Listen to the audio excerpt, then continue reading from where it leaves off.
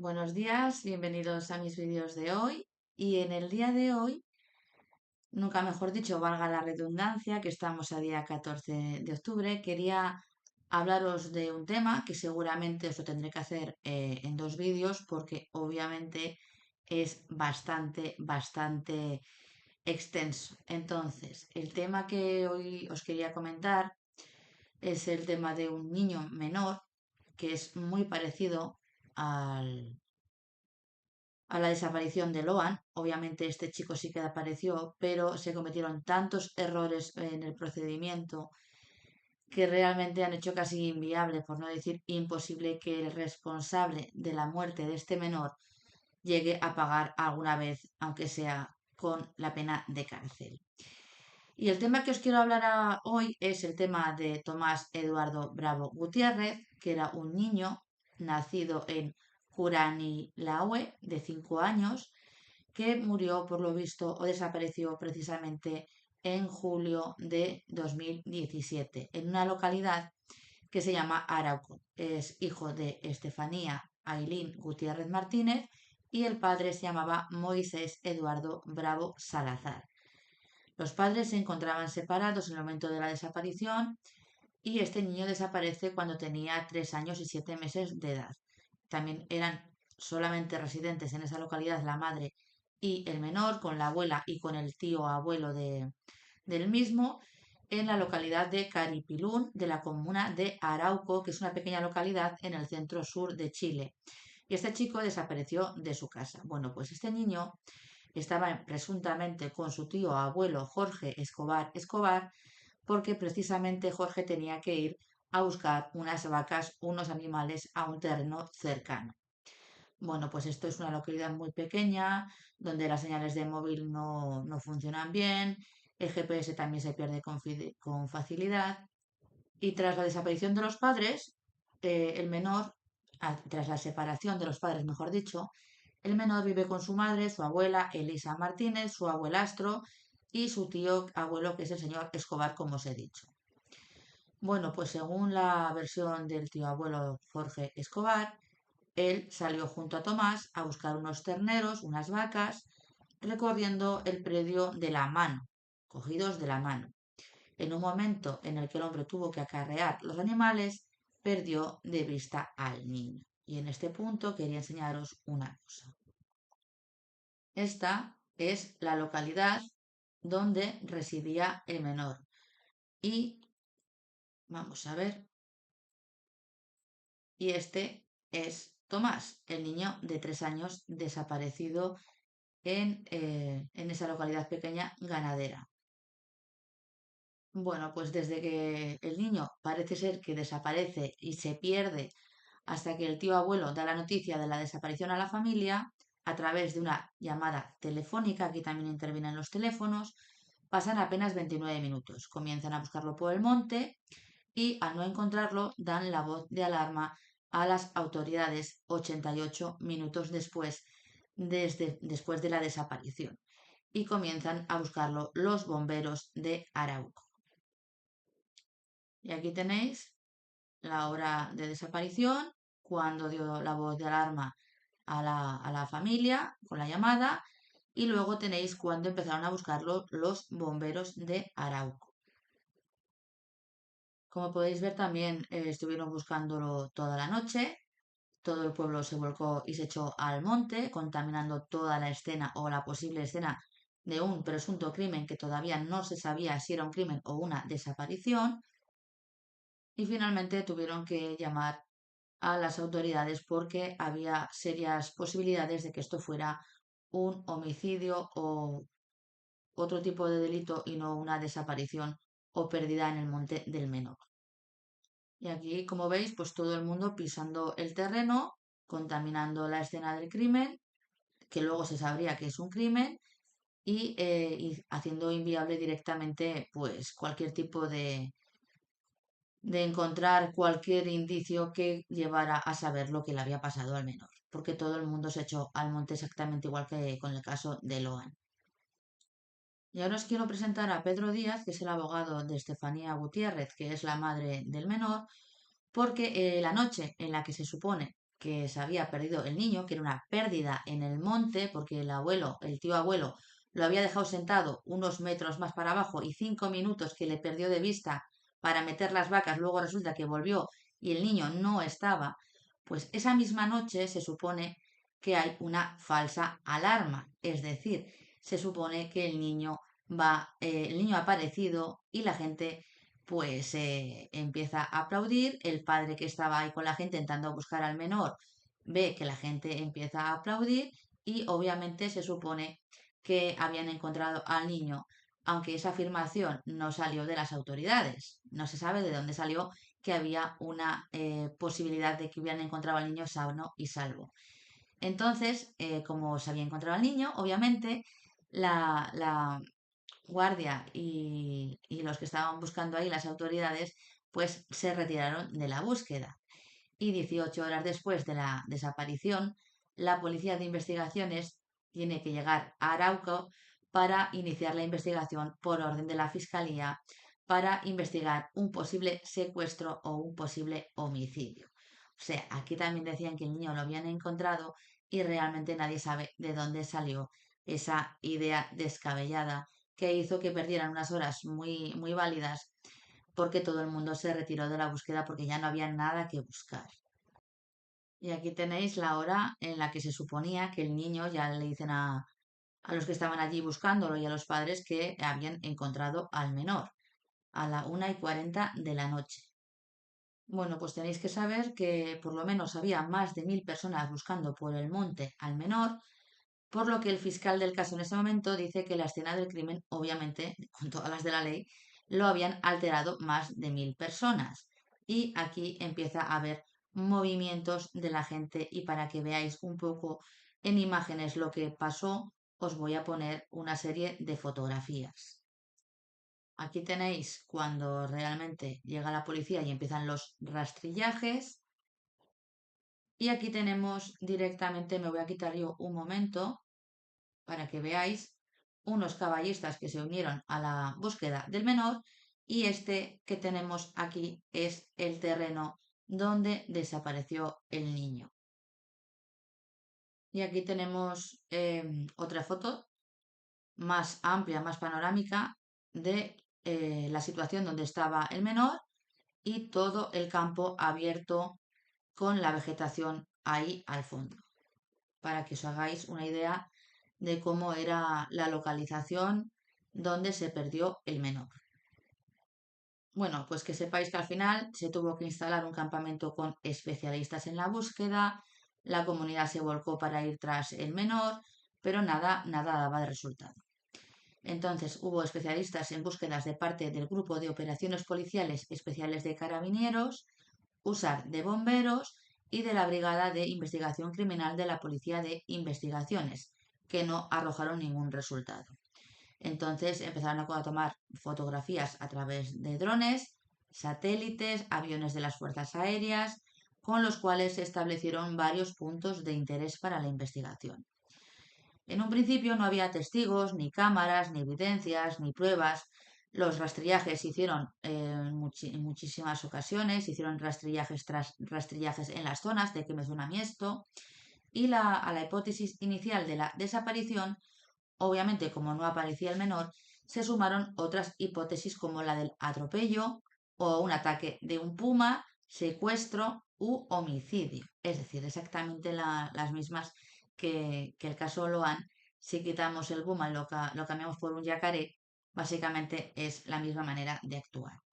Bueno, pues tras 9 días de búsqueda, el 26 de febrero de 2021, el pequeño es encontrado sin vida en una zanja en una acequia cerca del río Raki, a 1.680 metros en línea recta de su casa, es decir, ni siquiera a 2 kilómetros. Esto es una vergüenza, por el amor de Dios. Y ahora os voy a poner las fotos de lo que se fue encontrando la policía. Como veis aquí, hay restos de la ropa del menor, los pantalones de la ropa del menor y este es el lugar donde más o menos por esta zona fue donde se encontró al niño. Y quería que vierais que efectivamente hay un desnivel bastante prolongado y que era de difícil acceso hasta para una persona adulta.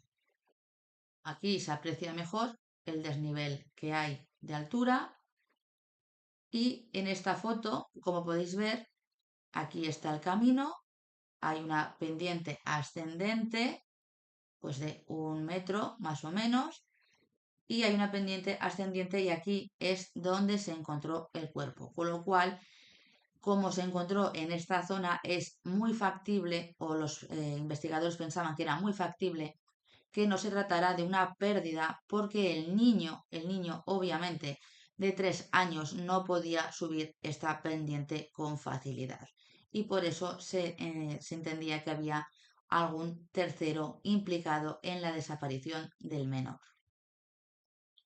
Además, ya veis como veis en la foto, directamente aquí había muchísima maleza, muchísima vegetación y si le costaba a una persona mayor poder desplazarse por ese terreno, con más dificultad se podría desplazar un menor de edad de 3 años que prácticamente no andaba como una persona mayor. Ya no era un niño de 7 u 8 años, era un niño que acababa de empezar a andar como quien dice. Y aquí tenemos las primeras evidencias que se encontraron, una zapatilla que obviamente se fijó, se determinó, se fotografió y se hicieron presuntamente todas las gestiones necesarias para preservar la zona y los hallazgos de la ropa y del menor. Empezaron aquí ya cuando encontraron el cuerpo, empezó a movilizarse la policía, los vecinos y como veis había bastantes evidencias. Aquí tenemos donde se encontró la zapatilla izquierda, el cuerpo y la zapatilla derecha. Obviamente no era muy normal que el cuerpo se encontrara a 64 metros de una zapatilla, a 150 metros de la otra zapatilla y que hubiera también 137 metros entre la zapatilla derecha y donde se encontró el cuerpo. Bueno, pues tenéis que saber que el cuerpo estaba en ese punto donde os he enseñado, en postura de cúbito izquierdo y parcialmente vestido. Y esto es importante. Solo llevaba una camiseta de manga corta azul y de cintura para abajo estaba completamente desnudo. Y encima del pantalón azul que llevaba el día de su desaparición, pues obviamente no se encontró junto con el cuerpo. Bueno, pues sus calzoncillos estaban al lado de sus calcetines, a unos 12 metros del cuerpo, uno de ellos y otro dentro de un pololo o sudadera naranja. Bueno, en ese momento el fiscal del caso era José Ortiz y este hombre deslizó la teoría de que la muerte no era accidental porque la manera del hallazgo del cuerpo claramente hace pensar que se trata de intervención de terceros por lo que os he explicado. ¿eh?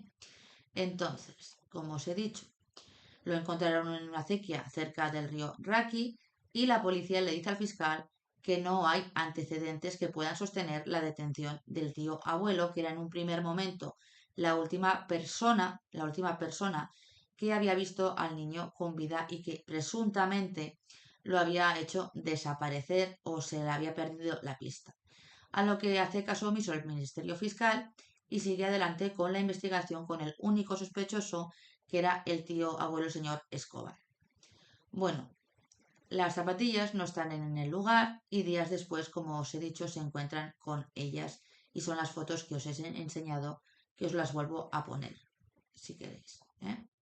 Bueno, pues ya los hemos puesto. Y el 2 de marzo del 2021 se solicita la orden de detención del tío abuelo, Jorge Eduardo Escobar Escobar, y se concede esta orden de detención por una magistrada, resultando detenido o inculpado de homicidio calificado, obviamente porque era el menor. Bueno, pues que sepáis que el señor Escobar es que ha sido el único imputado por la muerte del menor, aunque posteriormente fue acusado por el Ministerio Público del delito de abandono de menor con resultado de muerte. Y ahora os voy a enseñar cómo se levantó el pueblo contra este señor y por qué se levantó el pueblo contra este señor. Aquí tenemos, me voy a quitar yo para que lo podáis ver, a la gente del pueblo yendo a comisaría a poner el grito en el cielo. Y todo ello porque en el mismo mes de marzo en el que detuvieron a este señor, pues tuvo que ser liberado porque no existían elementos incriminatorios o evidencias que hayan sido recogidas o encontradas en las vestimentas del imputado, que también fueron objeto de análisis. El interior de su vehículo o su domicilio que lo pudieran vincular con el asesinato. No tenían ningún tipo de prueba. Y obviamente pasó que lo tuvieron que soltar. Y aquí tenemos al señor saliendo tan ancho y tan pancho por la puerta de comisaría. Y que también tenéis que saber que se le llegó a hacer una audiencia de formalización de la imputación, que os lo voy a poner en otro vídeo porque de las 8 horas se pudo retransmitir por una cadena de televisión, TV Court, em, pues lo que es la audiencia, la parte que se podía enseñar, y en esa veréis las declaraciones leídas por el Ministerio Fiscal de la madre, de la abuela y de otros testigos, y la intervención de algunos de los abogados que estaban personados en la causa. Bueno, pues entonces cuando soltaron a este hombre, el pueblo salió a la calle al grito de asesino, asesino. Y tenéis que saber también que la madre de la familia de la madre defiende al investigado, obviamente es parte de la familia, mientras que la familia del padre manifiesta que ese señor es un alcohólico y que es un lobo con piel de cordero y no es normal que se le dejara al cuidado de esta persona a un niño menor. Y entonces sale el padre y habla directamente, el padre que ahora mismo os voy a enseñar quién es el padre de Tomás. Aquí tenemos a Moisés Bravo, que es el padre de Tomás. Y ahora empiezan las indagaciones policiales y obviamente tenéis que saber que la doctora llamada Carmen Aldana, como parte de la Brigada de Homicidios, encabeza la investigación médico-criminalística, realizando la toma de muestras y análisis externos del cadáver justo antes del levantamiento del cuerpo. Y aquí, en concreto, es cuando comienzan los errores del caso al iniciarse la toma de muestras de la ropa del menor. 67 minutos tras encontrar al menor, la recogida de la ropa no siguió los protocolos, no se secó la ropa, la misma a fecha de hoy sigue teniendo olor a orín, y fue recogida y analizada por el grupo de criminalística de la Policía de Chile. No fue analizado por el Servicio de Medicina Legal y Forense, ni se recogió de forma individual para evitar que el ADN que pudiera haber en esa ropa se descompusiera, y además luego se vio que se iba a descomponer y terminó descomponiéndose. Posteriormente se supo que el estado de suciedad de la ropa interior del niño no coincidía con el cuerpo del menor, por lo que el cuerpo del menor había sido lavado con ganas y con conciencia antes de ser encontrado. Tampoco se recogieron por los responsables todos los hisopados y muestras biológicas necesarias para este tipo de casos, y además, de acuerdo con el Servicio Médico Legal de Chile, la muerte se produjo por un cuadro de hipotermia e inanición, es decir, el niño murió de frío y de hambre. Tenéis que saber que el fiscal obviamente pidió la prisión provisional en 2 ocasiones y las 2 ocasiones se les denegó meter a este individuo en prisión porque no había pruebas que avalaran la participación del tío abuelo en la desaparición del menor. Bueno, pues sin pruebas la justicia da palos de ciego hasta que la fiscal Marcela Cartagena, un año después, ordena una reconstrucción con las mismas condiciones meteorológicas del día de la desaparición del menor, porque aquí tuvo que haber un cambio de fiscal. La fiscal manifestaba que si el cuerpo estuvo en un lugar en concreto, que luego veréis la foto de donde estaba, entre 24 y 48 horas, la data de la muerte no era correcta porque el cuerpo estuvo sometido a determinadas temperaturas y características climatológicas que retrasaron los fenómenos cadavéricos por temperatura y humedad.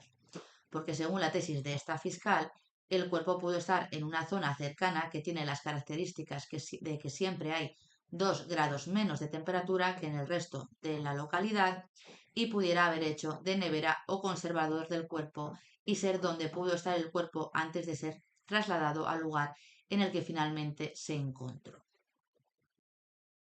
Porque tal era la desesperación de la justicia de que no podía avanzar, que tuvieron que cambiar de de fiscal y obviamente empezó a realizar un informe sobre todas las irregularidades que había habido en el procedimiento de levantamiento y posterior análisis del niño y ahora os lo voy a ir enseñando poco a poco para que veáis las burradas que van a conllevar que seguramente el responsable de la muerte de este menor quede impune porque incluso el procedimiento llegó a tal punto de irregularidades respecto a los derechos del tío abuelo que llegó al Tribunal Constitucional de Chile por violación sistemática de la ley directamente porque no se había ni siquiera cerrado el procedimiento en el plazo de tiempo fijado en la ley chilena y el Tribunal Constitucional le dio la razón a la defensa del imputado y ordenó devolver la causa a la instancia en la que se tenía que haber cerrado la causa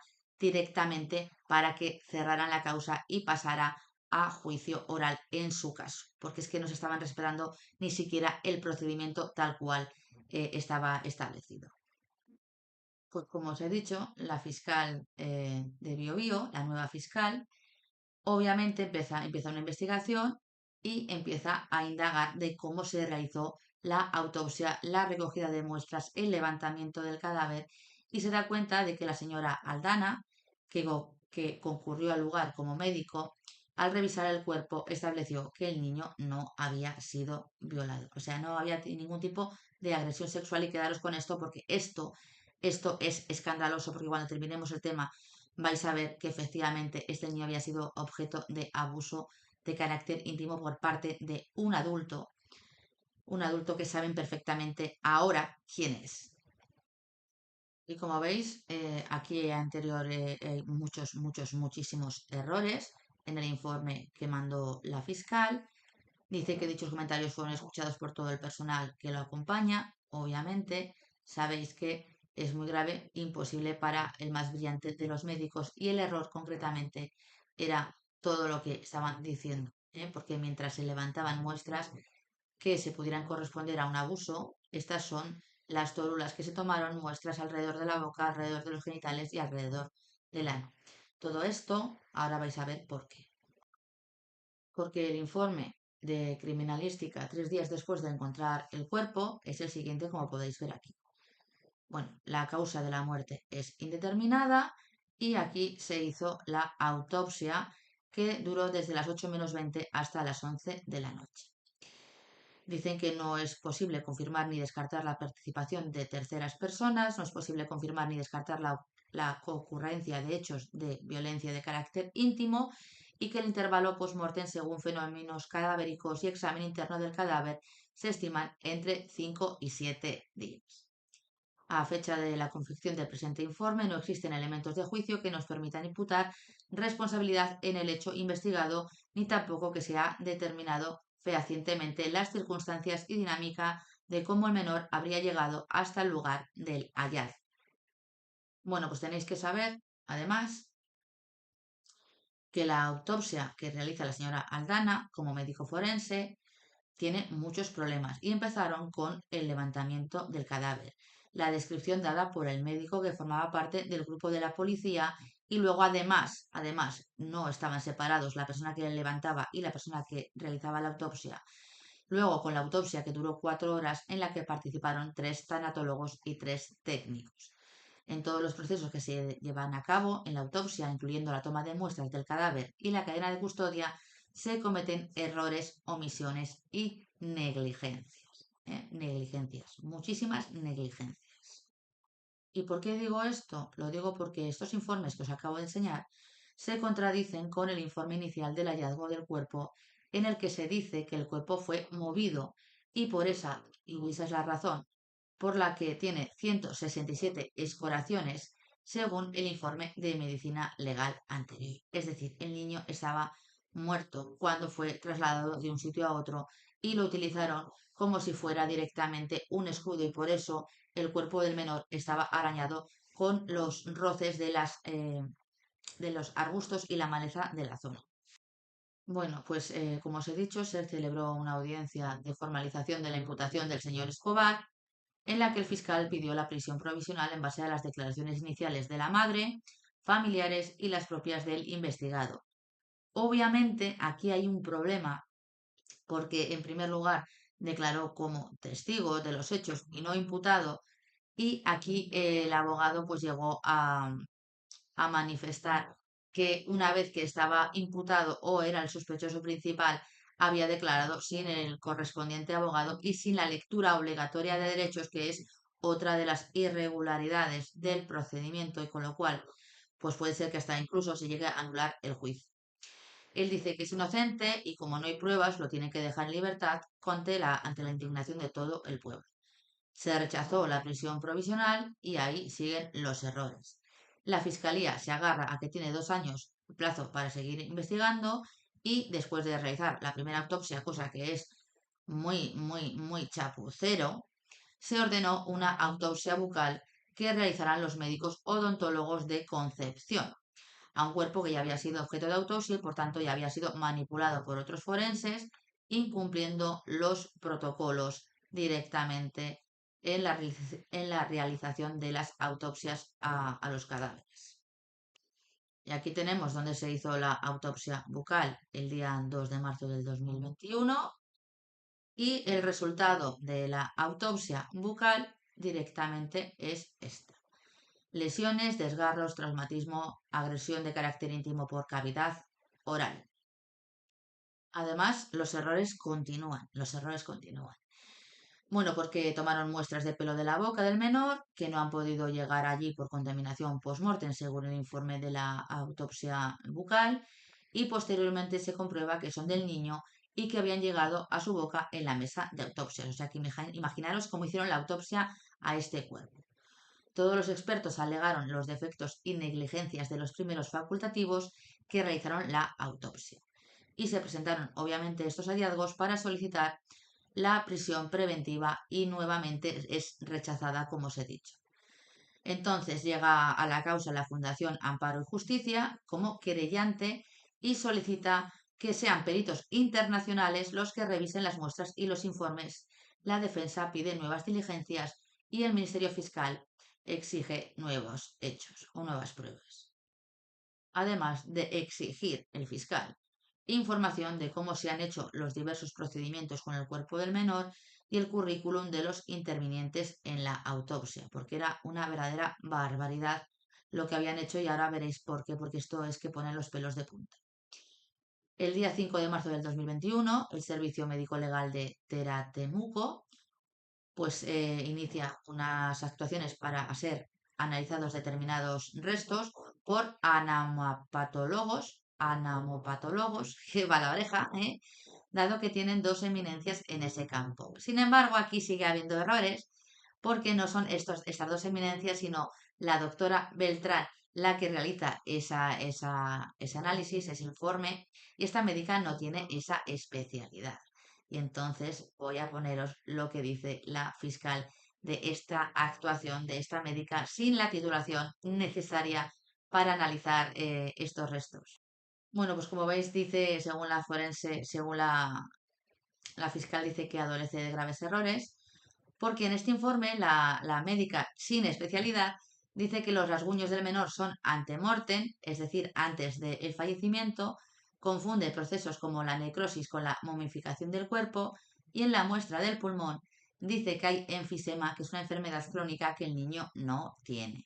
Entonces, ante esto, el fiscal solicita un segundo estudio histológico de las muestras para que estos errores no formen parte de las conclusiones de la autopsia a la que la directora Servicio Médico Legal de Concepción, Pía Cepeda, se niega. Y se niega por lo siguiente, quiero que lo veáis. Bueno, pues aquí tenemos que la directora no solo no atiende dicha petición, sino que además permite por acción, omisión o negligencia que los principales resultados de la autopsia se filtren a los medios de comunicación antes incluso de enviarlos a fiscalía. Es decir, lo tenía la prensa antes que el sistema judicial. Alucinante. Y además, esta señora dice que el examen bioquímico resultó negativo a la presencia de fluido seminal y espermatozoides en contenido bucal o rectal. O sea que no había absolutamente nada, según esa señora. Y siguen manteniendo que la causa de la muerte es hipotermia, que no hay intervención de terceras personas y que tampoco ha habido agresión de carácter íntimo. Y sigue diciendo lo mismo que decía el anterior informe mal hecho. Bueno, pues que sepáis que las tres autopsias realizadas dentro del mismo servicio son contradictorias entre sí en la autopsia realizada por Concepción y que hay falta de experiencia, fluidez en los presuntos profesionales que realizan la autopsia. El 22 de abril se ordena una última autopsia. Imaginaros el manoseo del cuerpo del menor, por Dios. Pues el 22 de abril se ordena una última autopsia en presencia de los peritos de las querellas, acusación particular en España y de la defensa. Y los errores en la primera autopsia son los siguientes que vais a ver ahora mismo a continuación. Bueno, pues que sepáis que normalmente el corte del cabello se realiza con pelo mojado y bisturí y lo realizamos los técnicos, según esto. Los doctores no podíamos cortar el pelo, así que le pasaron la maquinilla de afeitar al menor. Es decir, o sea, dejaron prácticamente inservible el cuerpo del menor porque no siguieron los protocolos. Pero no contentos con esto, después de cortar el pelo y rasurarlo, lavaron la cabeza con agua para limpiar el pelo, cosa que no tenían que haber lavado el cuerpo porque destruyen pruebas y elementos que pudieran identificar a la persona que ha cometido el hecho delictivo. Según los testigos, que es Andrés Riquelme, que es un testigo de cómo se realizó la autopsia en Concepción, dice que esto me llamó la atención, pues esto no se realiza para no eliminar evidencia biológica, como os he dicho, ¿eh? Dice también otro testigo, Mauricio Sepúlveda, que ese mismo día a las 11 me llama la doctora Gracitúa para preguntarme por el pelo del niño. Yo le digo que el cuerpo se lo había entregado a ellos y eran entonces ellos los responsables. Luego supe que la Borcar había ido a buscar muestras del pelo, el cual había botado a la basura. Habían tirado restos del niño a la basura sin analizar. Además, otro testigo dice que la doctora Aldana me pidió sacar muestras de estómago. A la semana siguiente, la doctora Aldana y la doctora Gacitúa me informan de que la muestra estaba mal tomada y ellas me indicaron que era dura madre. Dura madre, la dura madre está en la cabeza, no en el estómago. Hasta este punto de negligencia tuvieron en este caso confundir lo que es el estómago con la dura madre, que es una de las capas del cerebro, y eso se lo agradecemos a Marcos García Montes, que siempre está con el tema de Daniel Sancho y la dura madre, y por eso me acuerdo yo de este tema. Bueno, pues intentaron buscar nuevamente con la doctora Gacitúa, pero no encontramos muestras de estómago. Y anteriormente Mauricio Sepúlveda también había intentado tomar muestras sin éxito. A su pregunta para la toma de muestras debe estar el médico presente y en este caso ni siquiera el médico estaba presente. Con lo cual hay muchísimos errores. Hay muestras de lóbulos pulmonares que entre otras muestras de tejido fueron puestos todos en un mismo recipiente, en un recipiente de de plástico en vez de vidrio, es que de verdad que chapuza más grande, ¿eh? Haciendo definitivamente imposible identificar a qué corresponde cada trozo. Y esto ahora veréis quién lo dice, porque esto no salió directamente de un médico de Chile, sino del extranjero. Y estos resultados salieron directamente por petición de la Fundación Amparo y Justicia, que solicitó que un experto español llamado Aurelio Luna de la Universidad de Murcia elaborara un informe en base a los resultados que estaban en la causa en Chile y que permitieran establecer la causa y la data de la muerte, para lo que este señor pidió informes de las muestras de pulmón y recibe la siguiente explicación, ¿eh?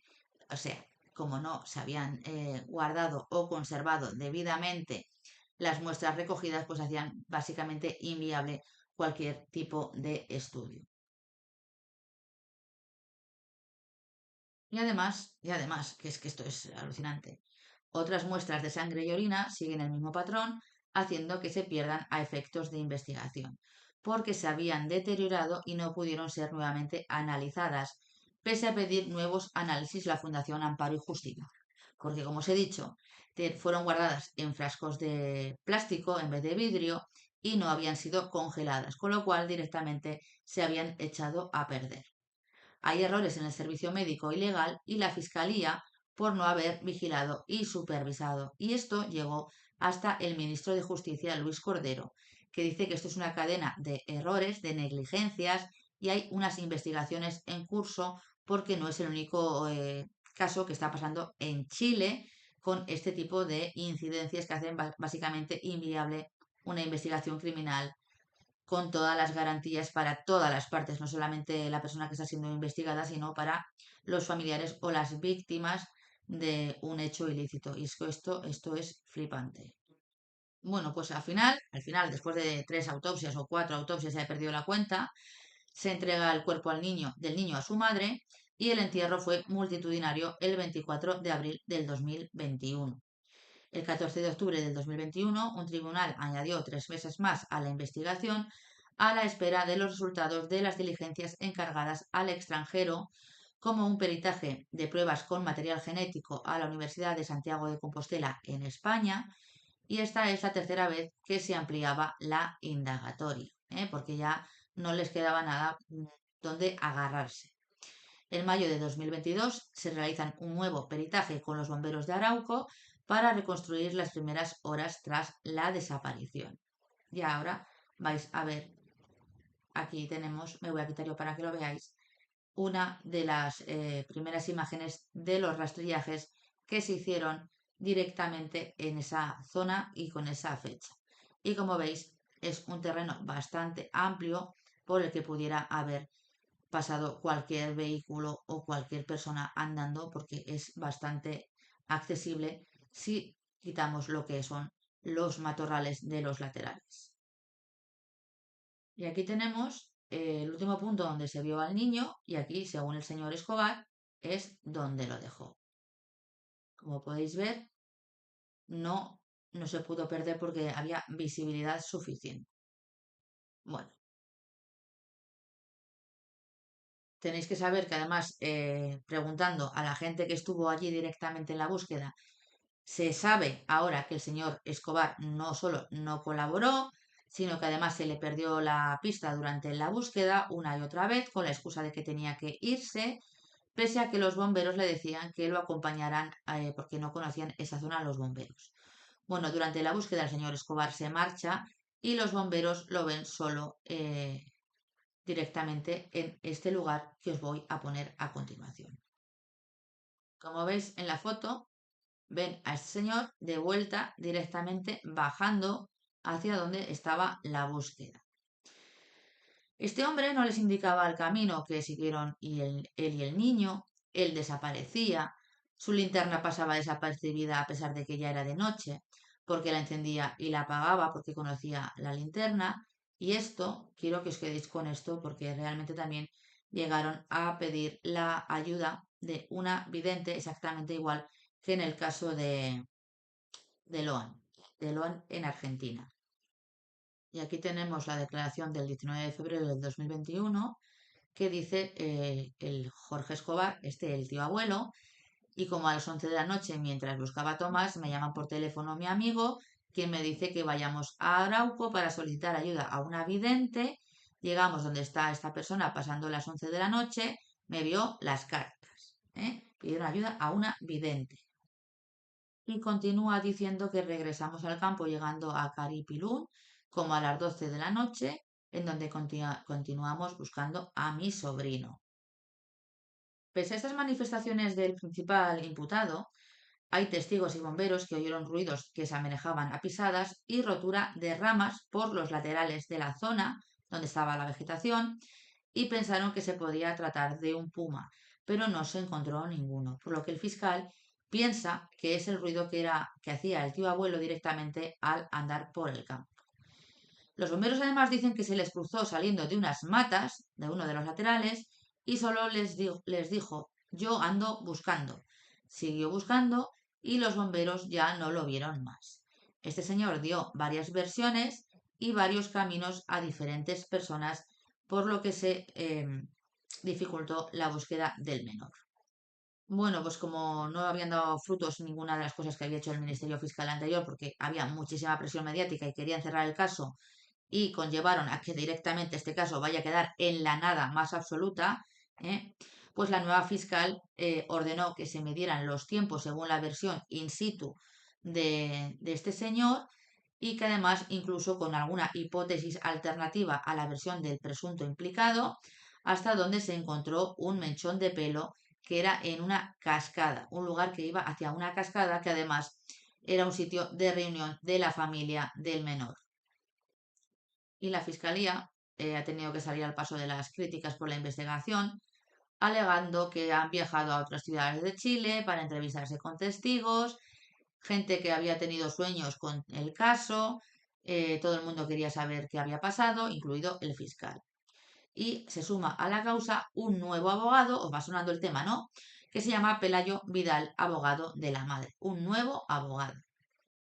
Bueno, pues en julio del 22, el informe del fiscal, obviamente, porque todas las irregularidades que se habían producido, era que la investigación hasta ese momento decía que todas las actuaciones que realizan la policía, desde ese momento en adelante y hasta que se encontró y se entregó el último informe forense, fueron realizadas bajo la absoluta convicción de que el niño se había perdido solo y había fallecido al margen de la intervención de terceros.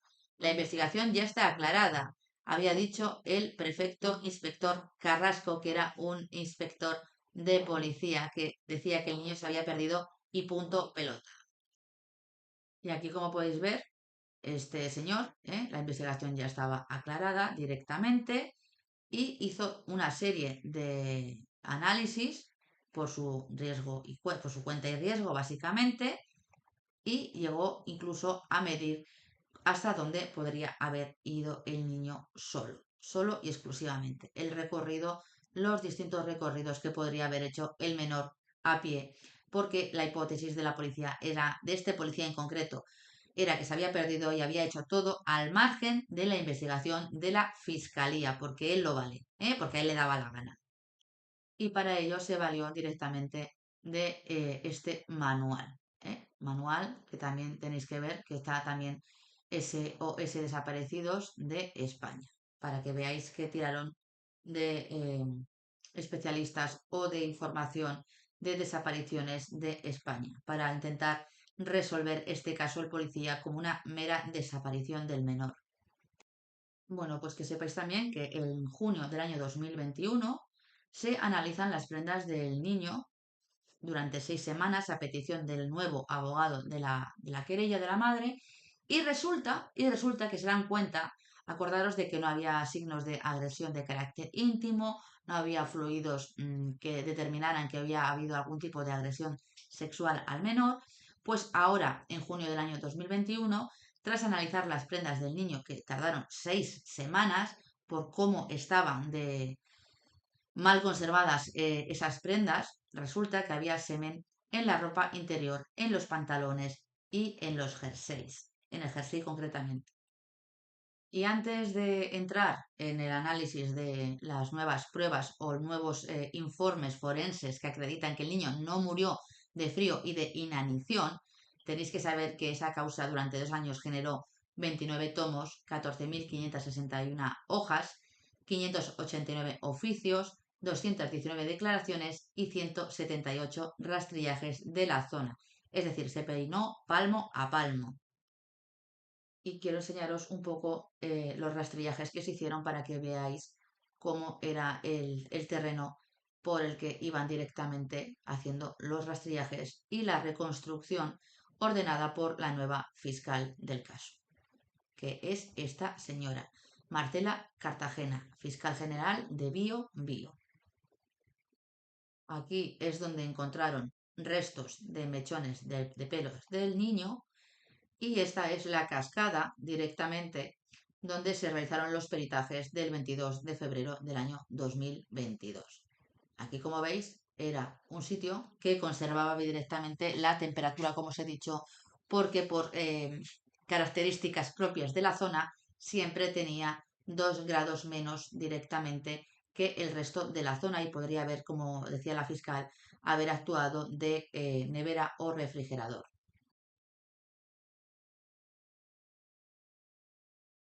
Además, la fiscal envió informes tanto al Servicio Médico Legal de la Policía como a la Dirección General de la Policía, porque las conclusiones de esta fiscal es que la búsqueda no estuvo bien organizada, se contaminó toda la escena del crimen y la prensa además filtró los mapas de búsqueda de la policía y las investigaciones desde la fiscalía, lo que realmente es un escándalo. Y además después se pudo agregar a determinadas testificales que entre el tercer y el cuarto día de búsqueda, entre la carpa de puesto de mando y el equipo, estaba conversando que como a las 8 horas aproximadamente habían visto al señor Escobar moviéndose solo por los cuadrantes 8 y 9 aproximadamente. Y esto nos llamó a todos la atención. La información se la entrega a una persona, pues me pareció de mucha relevancia. Después averigüé que Marcelo, que es un USAR, es alguien de la búsqueda, recabó los nombres de las personas que lo vieron. Esto es de las testificales de la gente que estaba realizando la búsqueda in situ cuando desapareció el menor y se supo a posteriori, no en el momento en que se tenía que haber sabido. Y esta versión de que este señor también se movió solo sin que nadie lo pudiera observar, también sale de la propia declaración que luego ya las ampliaciones de declaraciones que hizo la abuela paterna de Tomás, diciendo que venía caminando en dirección contraria a la mía, que estaba a oscuro y nosotros andábamos en busca con linternas. Es decir, lo sitúan entre las 12:30 y la 1, solo, momento en el que pudo haber movido el cuerpo y haberlo llevado a la nevera, a la cascada que os he comentado. Y otro día os pondré vídeo porque este señor siguió manteniendo en un inicio que alguien se lo pudo llevar por la carretera. Como habéis visto, que debe ser algo así, yo creo que fue algo así. No tiene vergüenza ni la conoce este hombre.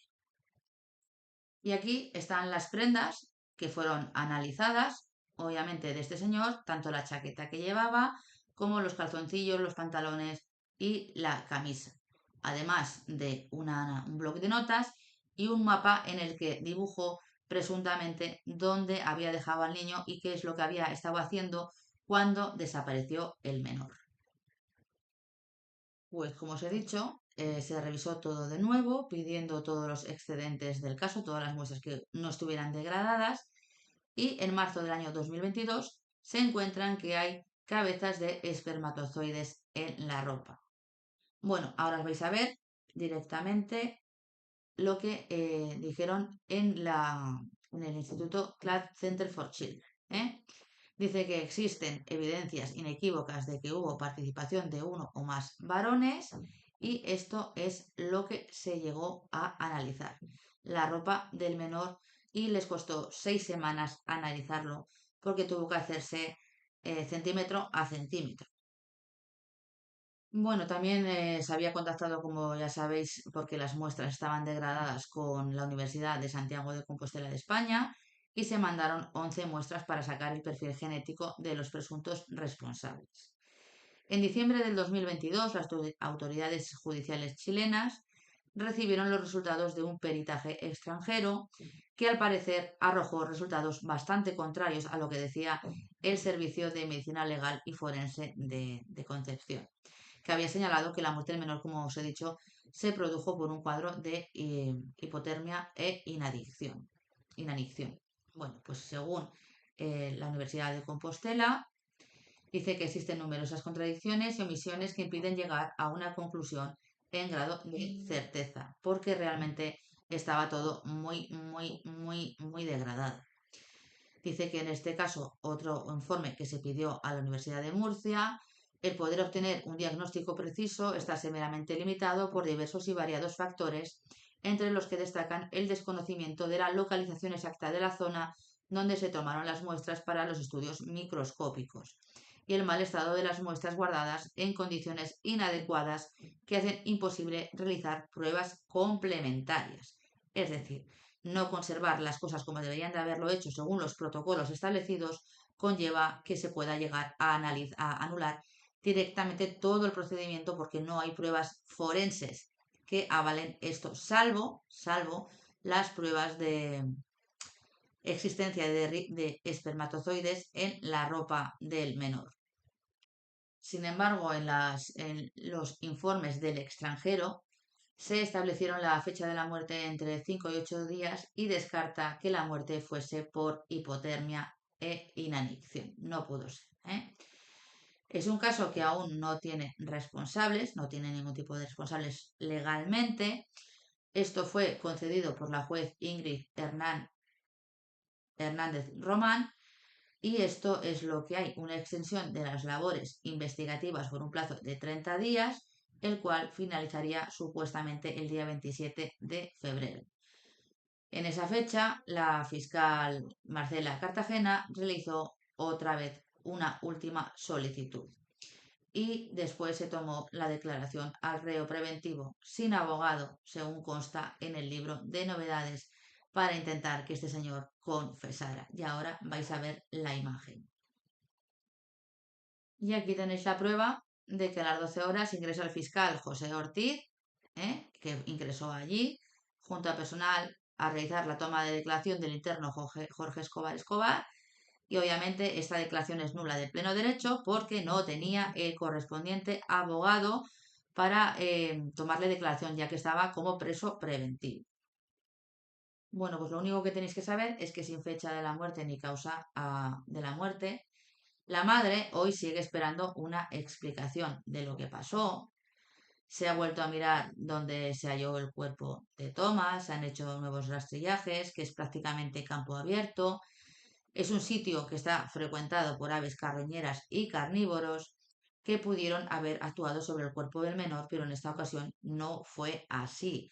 No había ningún tipo de señales en el cuerpo de haber sido mordido o devorado o atacado por una fauna salvaje y además surge la hipótesis, que eso es lo que piensa la fiscalía y obviamente los datos lo corroboran, de que el cuerpo fue plantado en ese lugar, no siendo por tanto el lugar de la comisión del crimen. La tesis de la fiscalía de la señora que está ahora, la señora Cartagena, es que el niño muere ese mismo día en el que se pierde el rastro. Y la Dirección General de Aeronáutica Civil instaló por orden de esta fiscal 5 estaciones de monitoreo para recoger los 9 días posteriores información sobre las condiciones meteorológicas y poder ser analizados para afirmar o descartar la muerte, la hipótesis de la muerte del menor.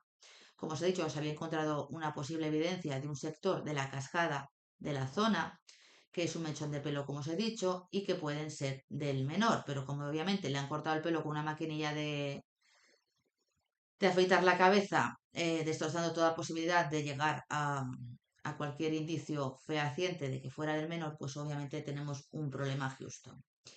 En este punto es donde iba el niño y la familia de paseo, y más de un año, como os he dicho después, se entregaron los informes con errores, omisiones, negligencias, todo lo que ha visto la fiscal, pues se le entregó directamente, habéis visto trocitos, a la Dirección de Medicina Legal y a la Dirección General de Investigadores de la Policía. No hubo desde un inicio una autoridad que tomara el control de la búsqueda del menor y además fue una búsqueda que no estaba para nada organizada y ahí se filtró hasta lo más grande a los medios de comunicación. No se puso vigilancia al principal sospechoso entonces de la desaparición del menor y obviamente pudo andar a sus anchas y quitar pruebas, destruir pruebas y mover el cuerpo. Como os he dicho, también había testimonios de señores que durante la búsqueda del menor desaparecía por horas, llegando a irse a ver a una vidente o una adivina, y él sigue manteniendo que es inocente. La policía de homicidios erró, pero del todo, en el trato que se le dio como testigo y como imputado, porque obviamente puede causar la nulidad del procedimiento. Cuando se decomisa o secuestra la ropa interior que llevaba Jorge en el momento de la desaparición del niño y un diario de notas en el que hay un mapa hecho, simplemente, como él dice, que es donde perdió la vista, tampoco se hace con ningún tipo de garantías. Hay también una declaración grabada, pero esas actuaciones no son ordenadas por el fiscal ni se le leen los derechos a este señor. Van a anular el procedimiento tal cual. No van a tener en cuenta absolutamente nada, nada de lo que ha hecho este señor, porque no se ha hecho con las debidas garantías. Bueno, actualmente el caso se encuentra repasado por la juez Ingrid, como os he dicho, se está llevando 2 investigaciones legales, una buscando el responsable del crimen y otra, según el Ministerio Público, directamente yendo a por el tío abuelo, el señor Escobar, porque ese señor dice que está siendo perseguido por la fiscalía, porque la fiscal, es la señora Tatiana Esquivel, dice que este señor está involucrado. y Jorge Escobar enfrentará un juicio por abandono de menor con resultado de muerte en julio, siendo la última persona que vio al niño y se supone que es el responsable por las pruebas de espermatozoides que encontraron en la ropa del menor.